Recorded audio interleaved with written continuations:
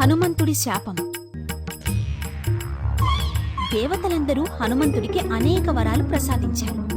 కాని హనుమంతుడు బాల్యంలో మిగిలిన కోతుల్లాగే తుంటరి పనులు చేస్తూ, కుప్పికంతులు వేస్తూ, ఎదుటివారిని ఏడిపిస్తూ ఉండేవాడు.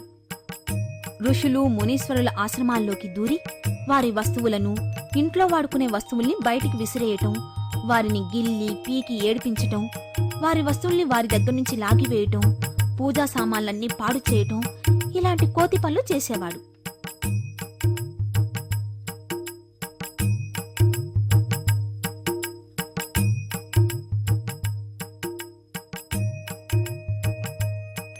అసలు ఎవరినీ పట్టించుకునేవాడు కాదు.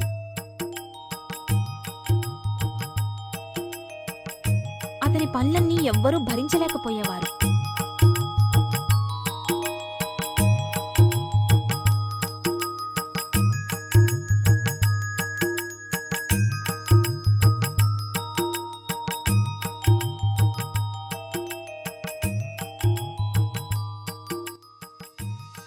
అతని తల్లిదండ్రులు కూడా అది తగదని ఎంతగానో వారించేవారు. కానీ లాభం లేకపోయింది. ఎవ్వరూ అతన్ని శపించలేకపోయారు. ఎందుకంటే బ్రహ్మ అతనికి ఎటువంటి శాపాన్నైనా ఎదుర్కొనే శక్తినిచ్చాడు. ఇక చేసేదేమీ లేక వాళ్ళంతా అతని అల్లరి పనుల్ని భరించడానికి అలవాటు పడ్డారు.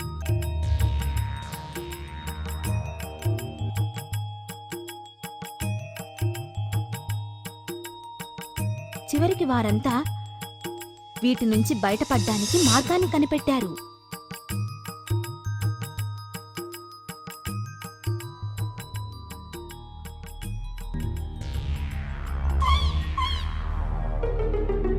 హనుమంతుడి అల్లరి పనులన్నీ భరిస్తున్న మునీశ్వరులందరూ కూడబలుక్కుని, వానర బాలుణ్ణి, నీకున్న శక్తులన్నింటినీ మర్చిపోదువుగాక, పెరిగి పెద్దైన తరువాత నీ వెనుక ఉన్నవారి అండతో తిరిగి నీ శక్తుల్ని పొందుదువుగాక అని శపించారు.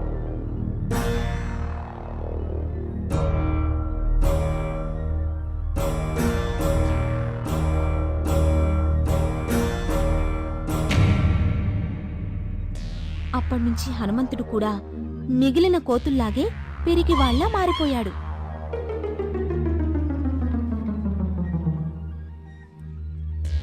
అతన్ని ఎవరైనా సమీపిస్తే భయంతో పారిపోవడం మొదలుపెట్టాడు. పెరిగి పెద్దవుతున్న హనుమంతుడికి విద్యాభ్యాసం ఎవరు నేర్పాలనే ప్రశ్న తలెత్తింది. హనుమంతుడు సూర్యుని వద్ద విద్యనభ్యసించాలని తలచాడు. అతడు సూర్యుణ్ణి అనుసరించి